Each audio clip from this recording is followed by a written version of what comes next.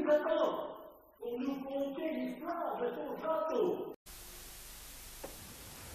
Nous sommes donc ici en Val-de-Loire, entre Loire et Loiret, qu'à un endroit où le Loiret est une suite de bassins qui ont été transformés par les moines de Missy avec la mise en place de moulins. Et en particulier, juste à côté d'ici, le moulin Saint-Julien avait juste à côté du moulin une petite fontaine. C'est comme ça qu'on appelait à l'époque une source. La source, on appelait donc la fontaine Saint-Julien, la source de Saint-Julien. Et à côté du moulin, une petite maison de vigne a été construite, une maison d'agrément, qu'on a appelée la maison de la fontaine Saint-Julien. C'est là le départ de cette maison et de la fontaine.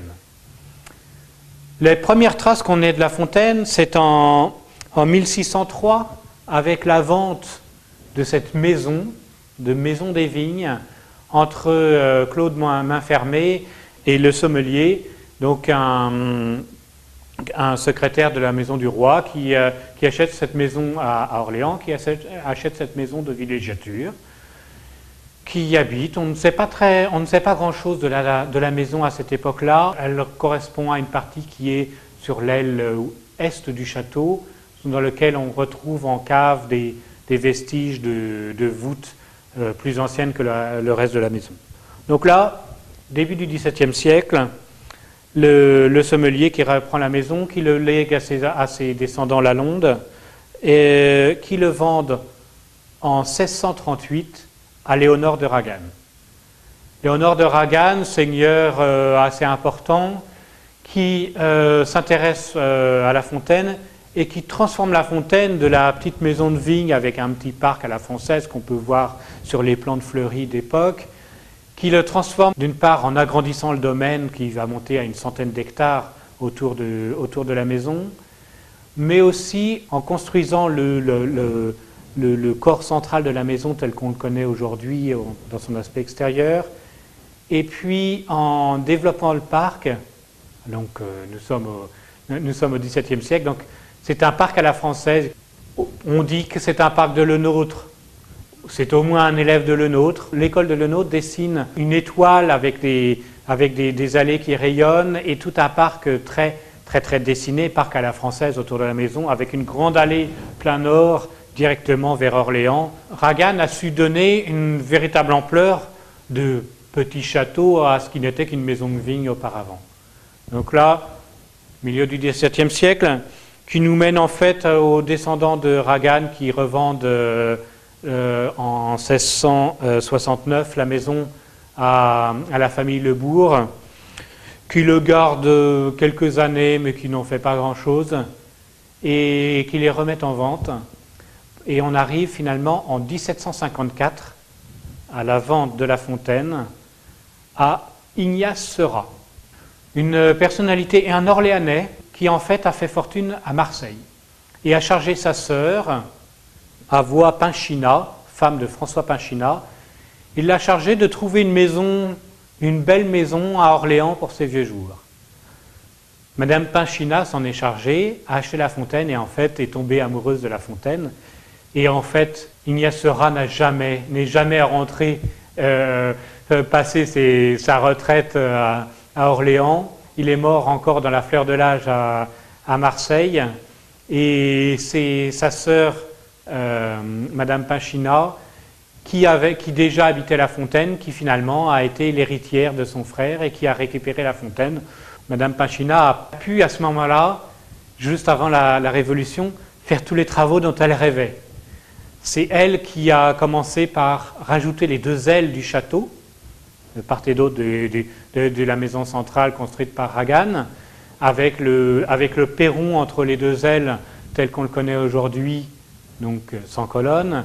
C'est elle qui a transformé l'orangerie qu'on peut voir un petit peu derrière la maison, qui a donné une cohérence au parc et qui a couronné le tout par tout en haut de la toiture, une cloche qui sonne les heures et qui indiquait, il est marqué sur la cloche, « Je suis à Madame Pinchina ». 10 ans après la Révolution, elle avait déjà envisagé de léguer cette maison à son petit-fils Léon Hector Patas d'Illier, jeune homme à la tête d'une belle fortune, un garçon assez attachant, qu'on surnommait à l'époque Monsieur Mille Affaires. Et Léon Hector est celui qui a donné à La Fontaine le visage qu'on lui connaît aujourd'hui. Nous sommes à l'époque du Premier Empire, début du romantisme, la mode à l'anglomanie. Léon Hector transforme le parc pour le mettre à la mode romantique, avec des allées sinueuses le long de l'eau et au milieu des arbres. Il redessine le cours du Loiret, le petit bras du Loiret qui passe dans le parc.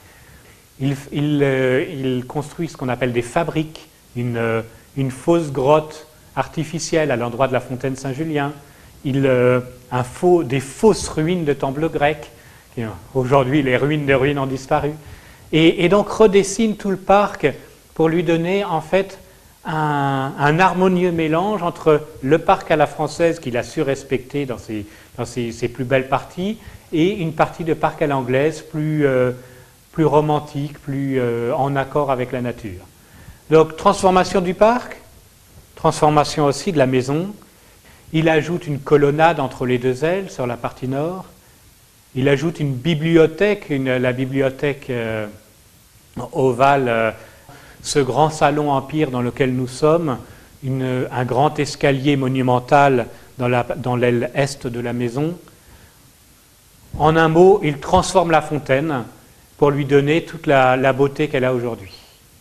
Léon Hector, donc, qui meurt, ma foi, qui meurt jeune, à 47 ans, et il passe la maison en fait à son fils cadet, son fils aîné ayant choisi la carrière militaire. Donc c'est son fils Ernest qui récupère la maison. Ernest qui, ma foi, n'avait pas l'éclat de son père, mais qui a su asseoir la maison et l'enrichir et la maintenir sur la durée. Ça a été ensuite le fils d'Ernest Raoul à la fin du XIXe siècle. Au début du XXe siècle, la vie à La Fontaine est une vie assez paradisiaque. Le parc comme la maison sont dans un état irréprochable. Vous avez une batterie de personnel de maison, mais aussi de jardiniers qui traquent la moindre mauvaise herbe à une époque où on n'avait ni désherbant ni tondeuse électrique. Et une période rêvée, une période où ces gens étaient rentiers et savaient que, comme ils vivaient à leur naissance, de la même façon, ils pouvaient envisager de vivre à leur mort, et le monde était simple. Des complications quand même. Il y a eu la guerre de 70 qui a été un petit peu douloureuse dans le quartier. Il y a eu les inondations en 46, en 56, en 66, à tel point que le grand-père Ernest, à la fin, qui en avait vraiment marre, a fait faire la rosace là au centre des grands salons, l'a rendue amovible, à force de devoir la refabriquer après chaque inondation. Et bien maintenant, si l'inondation menace, on va dans la cave, on détache 3-4 vis et on peut l'emporter au grenier. Voilà, on arrive ainsi doucement à 1914, où là c'est une catastrophe d'une autre ampleur. Les fils d'Illier sont partis et la maison a été transformée en hôpital de convalescence pour les poilus.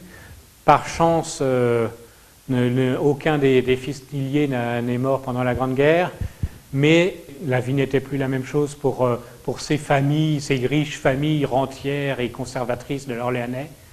On était dans une époque où il fallait maintenant travailler pour vivre, où la rente des terres en fait ne rapportait plus.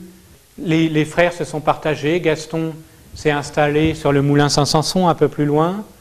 Louis a gardé la maison et La Fontaine s'est endormie doucement dans un monde qui bouge.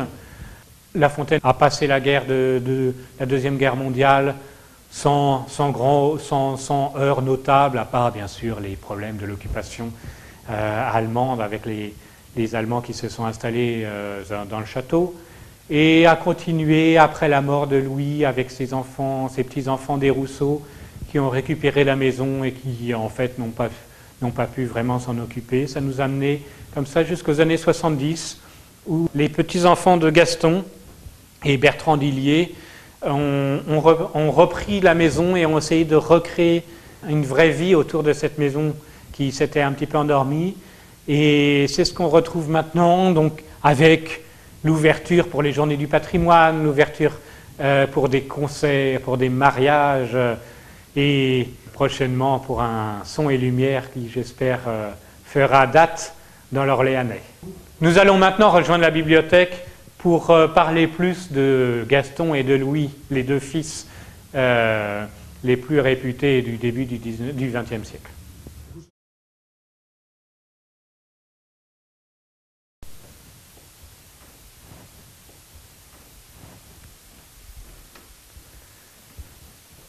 Nous nous retrouvons maintenant dans la bibliothèque, recueil des livres, mais surtout des nombreuses œuvres de mon arrière-grand-père Gaston. Gaston est né à la fin du XIXe siècle, en 1876, donc à La Fontaine. Sa jeunesse était il était assez maladif. Il a été étudiant lycéen à Sainte-Croix et il souffrait de la tuberculose. Et pour s'occuper, en fait, il s'est mis un petit peu à dessiner et aussi à sculpter. Et c'est comme ça qu'il s'est découvert un réel talent de sculpteur et que de fil en aiguille, en fait, il s'est mis à vraiment apprendre le métier avec d'abord tout seul, puis ensuite il s'est approprié le métier avec, en ayant des professeurs comme le comte du Ruyer. C'est comme ça que dès 19 ans, Gaston a sculpté son premier bronze animalier, et c'était un cheval. En fait, Gaston a été essentiellement un sculpteur de chevaux. Pourquoi sculpteur de chevaux? Parce que même s'il n'était pas aussi sportif que les autres membres de la famille, le cheval était quelque chose de très important pour lui. Il connaissait vraiment intimement les chevaux. Il a commencé à sculpter des chevaux et il n'a quasiment sculpté que des chevaux. De temps en temps, un chien, une chasse à courre, vous avez forcément des personnages annexes. Et en fait, il a sculpté des portraits de chevaux. Vous voyez, ce cheval-ci que vous avez là, c'est le portrait d'un cheval particulier qui lui a été confié par un de ses amis, qu'il a pris en pension à La Fontaine, pour pouvoir le connaître, le découvrir et savoir faire réellement un portrait dans lequel il ne sculpte pas le cheval idéalisé, mais bien ce cheval-ci, avec les défauts, avec parfois un postérieur un peu bas, parfois des antérieurs mal formés, mais le cheval dont il avait fait la connaissance. Ces diverses œuvres qu'il a pu réaliser, en fait, assez souvent ont été primées au salon à Paris et ont été très souvent utilisées comme prix lors des concours hippiques. Les chefs modèles de Gaston, c'est de l'ordre de 120 œuvres répertoriées, essentiellement des portraits de chevaux. Des chevaux de ses amis, des chevaux des pur sang de course, ou bien des chevaux de selle très classiques. Mais il a su un petit peu varier ses sources d'inspiration. Gaston est allé en voyage en Algérie, il en a ramené quelques portraits de juments arabes. Il a aussi connu à la Grande Guerre, où il s'est porté volontaire, qui lui a valu quelques œuvres spécifiques montrant les chevaux pendant la guerre, les chevaux avec le poilu, mais aussi les chevaux victimes de la guerre, comme on en trouvait, parfois après une bataille, on trouvait quelques chevaux déboussolés au milieu du champ de bataille. Ses sources d'inspiration étaient aussi la chasse. On voit ici un sonneur. Le Gaston n'a jamais tellement été poussé par l'ambition de faire quelque chose et de devenir un artiste reconnu. Il était reconnu par lui, par quelques-uns de ses amis. Il habitait sur ses terres à La Fontaine, où nous sommes. Il aimait bien cette bibliothèque. Il montait tous les matins, bien entendu. Il allait à Orléans, où il présidait ce qu'on appelait l'Orléanaise, l'ancêtre des assurances Télème. Il a vécu comme ça une 50aine d'années, entre son frère, ses parents, son épouse et ses enfants, jusqu'à mourir un petit peu subitement à 54 ans, peut-être de chagrin, car il avait eu un accident de voiture quelques années auparavant, dans lequel une de ses filles était morte. peut-être aussi de restes de tuberculose de sa jeunesse. Et tout le monde l'a regretté comme étant un homme d'une parfaite éducation et surtout un passionné de cheval. Mais Gaston d'Illiers n'était pas le seul à avoir fait briller le nom d'Illiers plus loin que la simple première société d'Orléans. Il y avait aussi son frère Louis d'Illiers, frère cadet de Gaston, secrétaire d'ambassade, historien local, qu'on voit ici croqué sur Esmeralda par son frère Gaston. Louis d'Illiers, donc célèbre historien de l'Orléanais, et je laisserai à mon neveu Arthur le soin de vous en parler.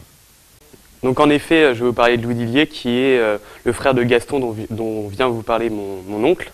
Donc Louis d'Illiers est une figure assez emblématique à La Fontaine, étant donné qu'il y a habité et a entretenu La Fontaine de sa naissance 1880 à sa mort 1953. Donc c'est un jeune homme assez brillant qui a passé toute sa jeunesse entre Olivet et Orléans. Il a fait partie de la jeunesse dorée d'Orléans, a une enfance et une adolescence assez sympathiques dans toute la haute bourgeoisie orléanaise. C'était aussi un garçon assez brillant dans les études. C'est pourquoi, après avoir quitté le lycée, Louis d'Illiers est parti à Paris pour faire des études de droit et de sciences politiques. Ce qui l'a amené, après avoir réussi plusieurs examens avec brio, à entrer dans la diplomatie et de faire de la politique et sortir un peu du cadre orléanais, c'est-à-dire faire un peu des voyages et être secrétaire d'ambassade dans des pays comme l'Espagne à Madrid ou encore et surtout la Grèce avec Athènes. D'ailleurs, ce rôle politique, il va l'utiliser énormément durant la Première Guerre mondiale. Il va rester à Athènes et il va faire un peu un lien entre les forces alliées de l'Ouest et les forces des empires centraux. Et cet homme politique va aussi s'illustrer à travers la politique locale, à travers des mandats d'adjoint municipal à Olivet ou autres. Donc, après la Première Guerre mondiale, Louis d'Illiers va rentrer à Olivet, va rentrer à La Fontaine pour vivre avec sa femme et ses 3 enfants, donc un garçon et 2 filles. Mais malheureusement, en fait, son garçon va mourir à l'âge de 12 ans, durant la période de l'entre-deux-guerres, d'une appendicite. Et cette mort, liée après, quelques temps plus tard, à la mort de sa femme, va le démoraliser et va le faire ça ajouter au fait que Louis d'Illiers n'aimait pas énormément comment va tourner le monde dans les années 30 avec l'après-première guerre mondiale et la crise de 29. Louis d'Illiers va se refermer sur lui-même, assez démoralisé, et va se réfugier son chagrin dans le passé. À travers un livre le plus connu qui est passé vraiment à la postérité, qui est le livre de l'histoire d'Orléans, raconté par un Orléanais, donc qui est publié en 1940. Donc c'est son œuvre la plus importante et qui est passée véritablement à la postérité par le fait de sa spécificité. Donc en plus de ce livre, il va faire de nombreuses recherches sur l'histoire locale. Il va faire un livre sur l'histoire de la rivière du Loiret à Olivet, de nombreuses recherches historiques sur la ville d'Olivet aussi. Et il va faire de nombreux manuscrits, donc comme celui-là. Et ces manuscrits vont servir à écrire de nombreux livres, tels que des livres sur les moulins, les châteaux de la rive du Loiret. Donc en plus de ces livres d'histoire, il va aussi raconter et se réfugier encore dans le passé à travers un livre tel que Lorsque finissait le siècle, qui raconte en fait une intrigue amoureuse, mais qui raconte surtout la vie de la haute bourgeoisie orléanaise à la fin du XIXe siècle. Donc une époque qu'il appréciait énormément et une époque qu'il a vécue pendant sa jeunesse dorée à Orléans. Donc on voit que ces livres sont passés à la postérité, étant donné que l'histoire d'Orléans est encore une référence aujourd'hui, et que Lorsque finissait le siècle a été réédité très récemment. Louis d'Illiers va rester à La Fontaine et s'occuper de La Fontaine pendant toute cette période. Pendant la Seconde Guerre mondiale, il va malheureusement être contraint de laisser les Allemands s'installer, étant donné que Olivet fait partie de la zone occupée. Et après cette période-là, il va s'acheter une maison sur la Côte d'Azur, une maison qui lui rappellera la Grèce, avec les paysages de rivières bleues et d'azur. Donc sa vie va se finir donc justement dans cette maison sur la Côte d'Azur, où il va mourir en 1953, en laissant une de ses filles le château de La Fontaine, et après s'être en occupé donc, pendant plus de 70 ans. Nous allons pouvoir passer à la visite du domaine de La Fontaine, donc un domaine forestier qui est classé dans les sites historiques. Donc tout d'abord, on voit à travers cette vue du perron nord du château, une vue assez incroyable sur la cathédrale avec une percée dans les arbres. On voit aussi du perron du château 2 grands cèdres qui ont été plantés par Léon Hector de Ragan. Et nous allons pouvoir passer après à la visite du parc. Bien, nous sommes ici dans le jardin à la française du parc. Donc la première partie du jardin à la française. La forêt est structurée par 2 grands espaces. Donc tout d'abord ce rond-point, cette clairière, et celle que je vais vous présenter tout à l'heure. Donc au milieu de ces 2 clairières, il y a 2 colonnes qui étaient avant des colonnes du județ de la cathédrale d'Orléans. Ici, les allées sont beaucoup moins strictes qu'auparavant, avec le temps. Et donc nous en profitons aujourd'hui pour utiliser cette partie du parc, cette partie très forestière, pour accueillir certains scouts ou guides, ou encore plus petits, comme nous les voyons ici.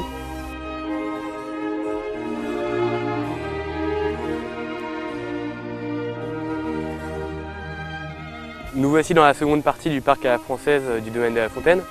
Donc contrairement à l'autre, cette partie-là est très entretenue, et donc ce qui nous a permis de conserver vraiment les éléments principaux et les caractéristiques principales du parc à la française. Donc des allées très symétriques, une structure vraiment très géométrique. Cette colonne, donc la deuxième colonne du județ de la cathédrale d'Orléans, qui forme un carrefour avec 8 allées. Cette première allée est une des allées principales de la forêt, étant donné qu'elle structure la forêt avec la seconde colonne et rejoint les 2 colonnes. L'allée qui est ici, donc on peut voir d'ailleurs qu'au bout de cette allée, on a ce qu'on appelle l'abri aux biches. Donc c'était là où ceux qui habitaient au château mettaient certaines biches dans cette sorte d'enclos, et que d'ici, quand les gens se promenaient, ne voyaient pas l'enclos mais voyaient seulement les biches gambader. Encore une allée très calculée avec celle-ci qui montre, derrière les passages de la société et des mariages, on peut apercevoir la fontaine, donc symbole du domaine. Après, celle-ci qui elle a une vue directe sur le Loiret et un pont assez pittoresque. Et celle-ci, une autre vue sur un autre pont du Loiret.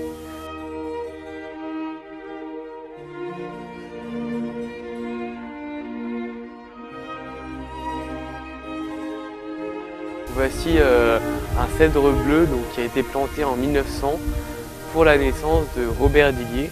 C'est un peu une tradition dans la famille. À chaque fois qu'un nouveau Dillier entre guillemets naît, un arbre est planté.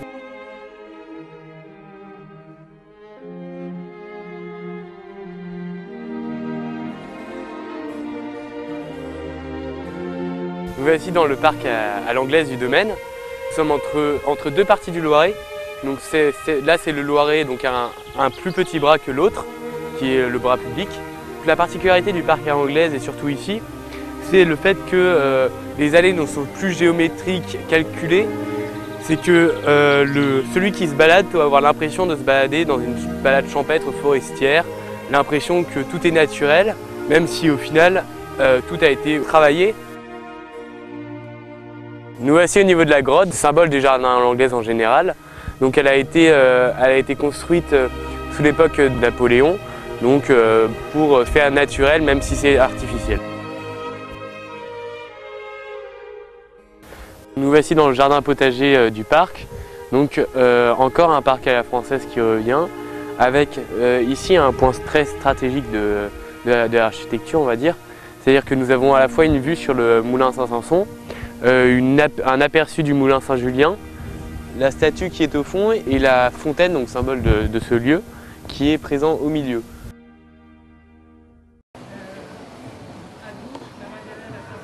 Nous allons donc maintenant voir ma mère qui va vous parler de l'activité professionnelle qui se passe au sein du domaine.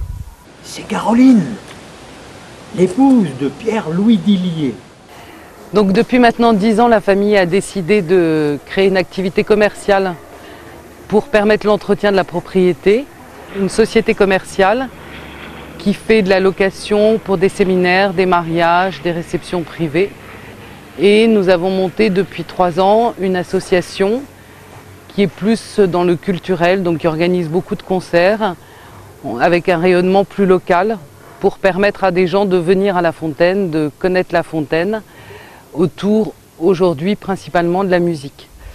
Donc en ce qui concerne l'activité commerciale, il y a bien sûr une grosse partie représentée par les mariages. Donc à partir du 1er avril jusqu'au 1er novembre, on a des mariages tous les samedis.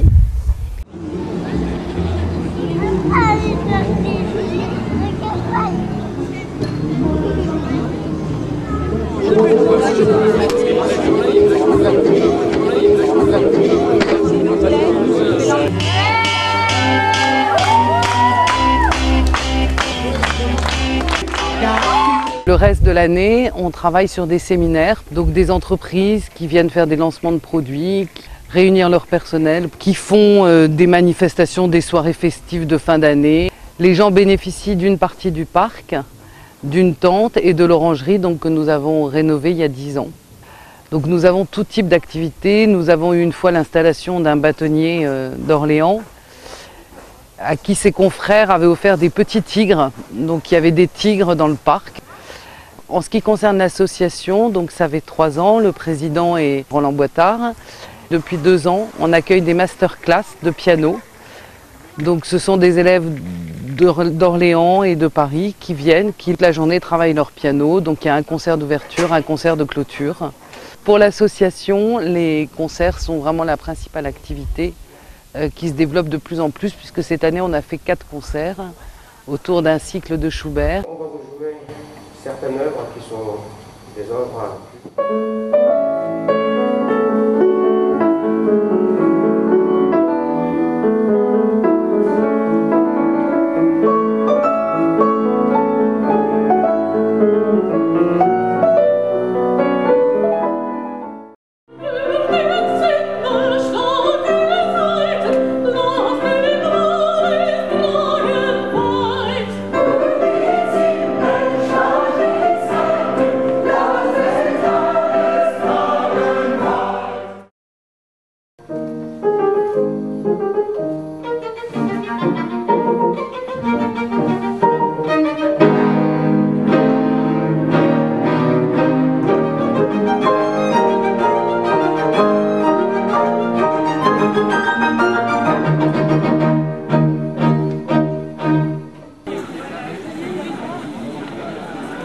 Et l'association organise aussi une nouveauté pour cette année, un marché de Noël qui aura lieu au mois de novembre. Mais avant, en septembre, c'est le son et lumière.